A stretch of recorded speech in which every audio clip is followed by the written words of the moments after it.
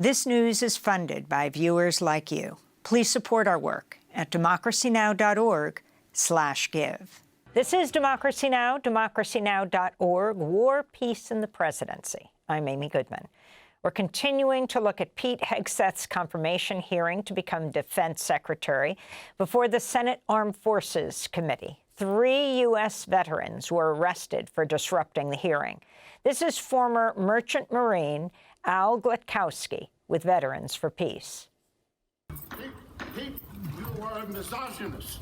Not only that, you are a Christian Zionist, and you support the war in Gaza. Former military intelligence analyst Josephine Guilbeau was also removed and arrested Tuesday after interrupting Hegseth's confirmation hearing. She served in the military from 2006 to 2023. War-fighting, accountability. Hey, corrupt senators, when are you going to stop bombing babies in Gaza? Veterans are committing suicide and are homeless. My father, a veteran, committed suicide, and you're spending money to bomb babies. Yo, sit down. I'm leaving, man. Fuck. We need money. We need money for veterans committing suicide. Veterans are homeless. We need money here, not to bomb babies in Gaza. Shame on all of you. My father, a veteran, committed suicide. We need money to help veterans who have PTSD, not money to send to bomb babies. My father was a veteran who committed suicide, yet we send our money to bomb babies in Gaza. What are we doing? Shame on all of you who don't speak up against the genocide. We'll be joined by Josephine Guilbeau in a minute, but this is former U.S. Army Ranger Greg Stoker, who was carried out of Tuesday's hearing. Stoker served 4 combat deployments in Afghanistan. Retention crisis and 20 years of illegal war and genocide in Gaza. That's the recruiting crisis. Come on. No money for disasters. Only I'm gonna leave. I'm gonna leave. Let's go. Can I leave? No, let's go. Can I leave, please? Out this way. That was former U.S. Army Ranger Greg Stoker, who joins us now in Washington, D.C., along with former military intelligence analyst Josephine Guilbeau. They were both arrested for protesting during Pete Hegseth's confirmation hearing before the Senate Armed Services Committee. We thank you both for being with us. Josephine, let's begin with you. Talk about your service in the military, and then talk about why you were protesting and got arrested yesterday. Thank you, Amy, for having me on. I served 17 years in the military. I was a combat medic, and then I became an intelligence officer. And I have a background in working with, combat units, infantry units.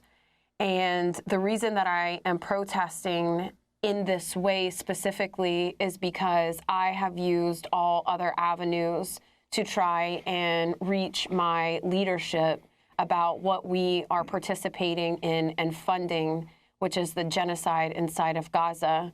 For over 460 days, I have witnessed with my own eyes children getting bombed daily, indiscriminately.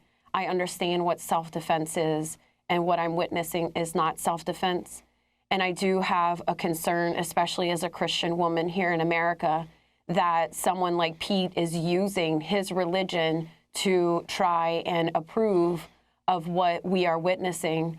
And so I look at the next 4 years of him serving in this position, which he is unqualified for, and it looks like we're going to most likely see more death and destruction at the hands of the military-industrial complex. Can you talk about your own father? As you were being taken out, you were talking about military suicides. Yes. So something that I advocate a lot for is the fact that in America, there are 22+ veteran suicides a day, as well as a significant increase in veteran homelessness. Over the past year, so many veterans are waking up and coming to the reality of what we participated in. And basically, we were used as pawns for the rich who have assets and interests. It's not our country's interests. It's not the American people's interests. It's the elite's interests. And they use us to as pawns to go to these wars and ultimately kill innocent people. And so for me, this is obviously my father was a veteran, and I stated he did commit suicide. This is something that I feel like our country lacks the ability or capacity to actually acknowledge. The reason why veterans are committing suicide and have PTSD is because they sacrifice their humanity and consciousness in order to carry out these horrific actions. And now that's caught up to them. And there's no healing that can be allowed in these communities until our government and leaders can actually acknowledge what veterans are experiencing. Greg Stoker, we just watched you carried out of that hearing yesterday. You are a former U.S. Army Ranger with a background in special operations and human intelligence. You're now an anti-war activist and analyst with Mint Press News. You had 4 combat deployments from 2009 to 2013 during the Afghanistan war surge. In fact, Pete Hegseth also was an infantry officer in the Army National Guard. He deployed to Afghanistan, Iraq, and Guantanamo. Explain why you were out there yesterday getting arrested at the hearing. Well, I felt like I had to do something to disrupt it. As an anti-war veteran activist, I take a lot of notes from the Vietnam backlash, and I don't expect to really affect any sort of massive social change, but I do believe that voting and protesting are some of the least effective ways of enacting political change. However, my one goal was to visibly protest, disrupt the hearing in order to hopefully inspire other veterans who may be on the fence about getting involved, getting active in the movement, in an intersectional anti-war movement. And, it'll take years to normalize that, but, just keep pushing the ball forward.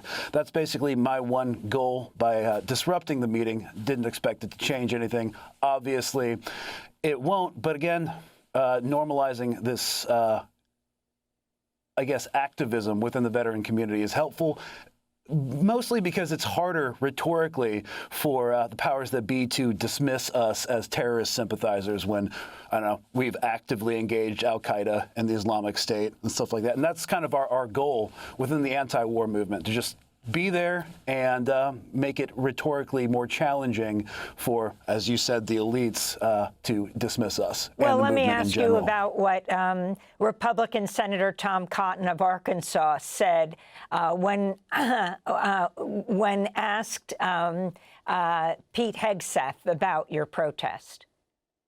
We've got a big audience here. Many of them seem to be patriotic supporters of you, Mr. Hegseth. Some of them seem to be liberal critics of you.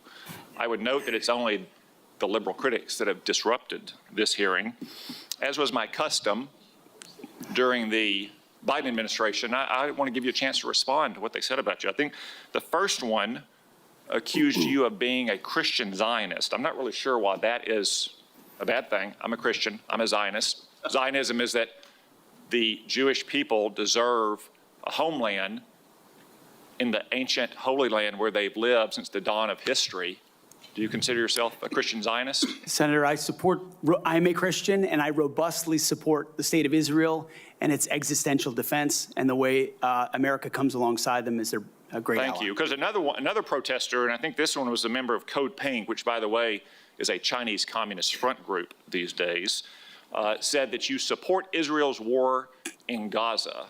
I support Israel's existential war in Gaza. I assume, like me and President Trump, you support that war as well, don't you? Senator, I do. I support Israel destroying and killing every last member of Hamas.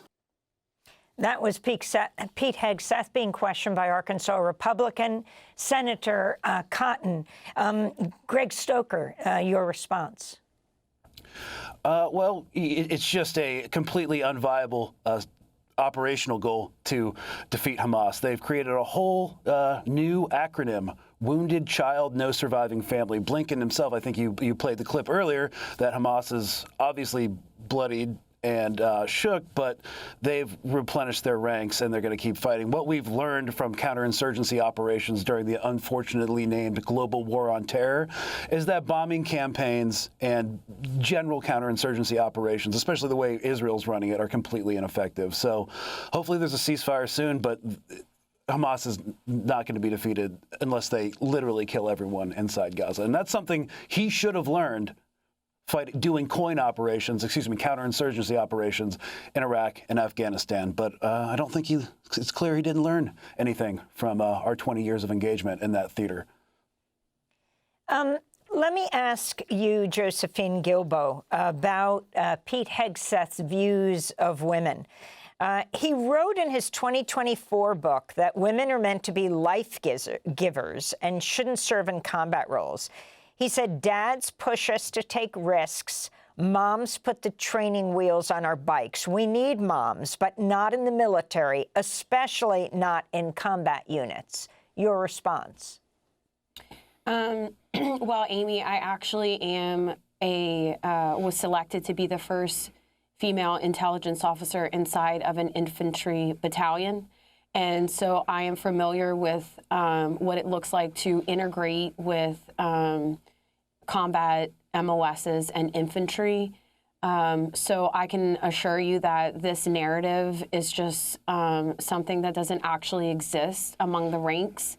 If I went back and spoke directly with anyone that I served with inside of that infantry battalion, not one of them would say that I wasn't a good member of the team. I did my job as an intelligence analyst, and I did it very well. And I was very much respected by all of the males that were infantry officers and infantry enlisted. So it's just a narrative that they're using. And I can assure you that things like what Pete says and Tom Cotton is not how the Christian conservative community feels. As someone who grew up in the Republican Christian conservative community, they do not represent how we feel. And Tom Cotton is a corrupt politician who is bought and paid for by corporations and AIPAC, and he does not actually represent the American people. And even his own constituents in Arkansas understand that. During Tuesday's hearing, Maine Independent Senator Angus King asked Hegseth about the Geneva Conventions. Are we going to abide by the Geneva Convention and the prohibitions on torture, or are we not? Is it going to depend on the circumstances? As I've stated multiple times, the Geneva Conventions are what we base ours. But what an American-first national security policy is not going to do is hand its prerogatives over to international bodies that make decisions about how our men and women make decisions on the battlefield. Josephine Guilbeau, your response. You know, what's interesting is the fact of how blind they think the American people and the world are. Everything that they have done in order to support Israel in this unwavering way and unconditional way while they're committing genocide has jeopardized our national security. You know, we heard earlier from former State Departments that speak directly to how far they've jeopardized our national security by violating international laws, violating the Geneva Conventions. We're literally watching a huge shift in the global economy and alliances happening from NATO over to BRICS, because the reality is the global South has realized that we are hypocrites and we no longer are fit to be a global power because we refuse to follow international laws and the Geneva Convention. And ultimately, the biggest victim of all of this are the children.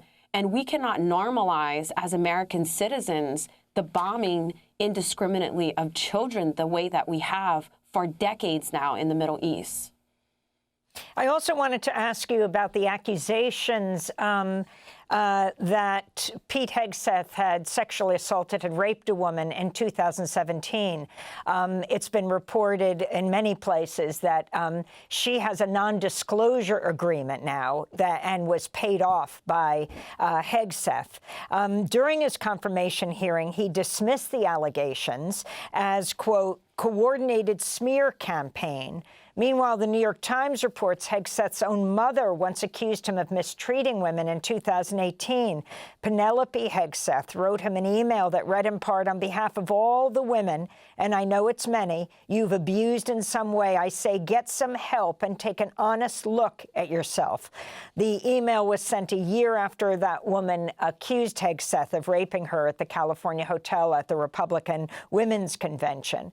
What concerns do you have about Pete Hegseth in relation to this issue, and also this issue of public drunkenness? Those accusing him, from people working in his veterans organization, where he was accused of financial mismanagement, to those who work at Fox, who accused him of being drunk as he went on air and saying they smelt alcohol in his breath. Again, he repeatedly said anonymous smears. Yeah, I think it's shocking to me and disturbing how we are selecting this type of quality to be in these leadership positions for our country, and just how shameful and embarrassing it is as American citizens that there isn't anyone else out there that is more qualified, number one, even if you don't, compile all these factors you just named about his behavior. If you just look directly at his resume, this individual is not qualified to be in this position. And then you compound it with these other factors that you're talking about, and you're talking about normalizing someone that has these types of behaviors to be in leadership roles. What sort of precedence is that setting, just, in a world view in our country, that you can be in positions of power and have been accused of doing these types of things to women? Finally, Greg Stoker, you served in the military for years. You were, 4 times deployed to Afghanistan. What changed your mind? I mean, your criticism was not only of Hegseth, both of you. You're talking about Israel's war on Gaza, which took place during the Biden administration, which continually has armed Israel throughout. Yeah, I think what first started to get me to question the war machine, we could say, is I was in tactical operations centers actively watching. I was actually plugged into the synchronization process of kinetic drone strikes, and there just really wasn't a huge standard of proof for everybody that was being dropped. And then I think what caused me to speak out early on was about a few days after October 7th, when the bombing campaign really picked up in retaliation for October 7th. We were watching about 1,000-pound GBUs, guided bomb units, dropped on Gaza, and I think I was watching General Petraeus say, yes, we did that. We did that in Baghdad, and we did that in Afghanistan. First of all, we did not. One of my best friends was in a fire control center in Baghdad during that time. You could not drop those ordnance. And I think watching these paid-for pundits on legacy media straight up lie to the American people is kind of what got me started down this path. I had been following the Palestine issue for a long time, but I was not a public figure then. So, yeah, warfare is kind of like law, in that you need to be really careful about what precedents are set.